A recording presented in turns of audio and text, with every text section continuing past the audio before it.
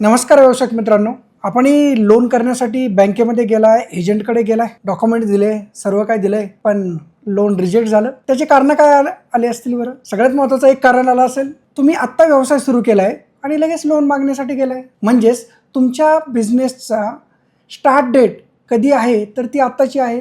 कमीत कमी तुमचा व्यवसाय हा 2 वर्ष सुरू झालेला पाहिजे.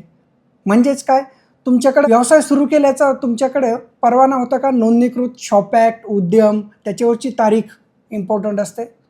दुसरं आलं असेल की तुम्हाला लोन करण्याच्या वेळेस ITR मागितलं असेल, ते ITR पण तुम्ही आत्ताच फाईल करून त्यांना दिले असतील, तर ते तसं चालत नाही. सगळ्यात महत्त्वाचं, ITRमध्ये 2 ITR जे असतात त्याच्यामध्ये 6 महिन्याचा गॅप लागतो. ते बँकेला नीड असतं. म्हणजेच तुम्ही रेग्युलर ITR भरत आहात हे बँकेला समजतं आणि तुम्ही फक्त आता लोनसाठीच ITR फाईल केलेला आहे, त्यामुळं बँक लोनची फाईल रिजेक्ट करते. तर सगळ्यात महत्त्वाचं आहे, लोन तुम्हाला पास करायचं आहे तर त्यासाठी काय केलं पाहिजे?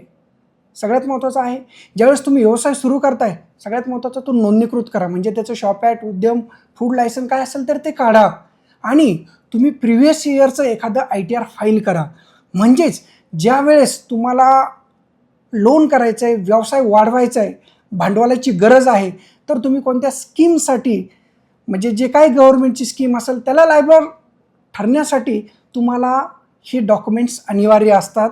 तर त्यासाठी काय करायचं आहे, व्यवसाय सुरू केला, शॉप ॲक्ट काढा, उद्यम काढा, फूड लायसन्स काढा, ITR फाईल करा आणि आणि GSTची गरज असेल तर अवश्य काढा. कारण की तुमचा जो टर्नओव्हर आहे तो पूर्ण GSTवरती दिसतो आणि GSTच्या रिटर्नवरती पण तुम्हाला बिल डिस्काउंटिंग किंवा असे अनेक वेगवेगळ्या फॅसिलिटी आहे, CC आहे, OD आहे, ह्या तुम्हाला सुविधाचा लाभ घेता येतो आणि भांडवल मिळवता येते. अशाच व्यवसायासंबंधीच व्हिडिओसाठी बिझनेस रजिस्ट्रो चॅनलला फॉलो करा. धन्यवाद.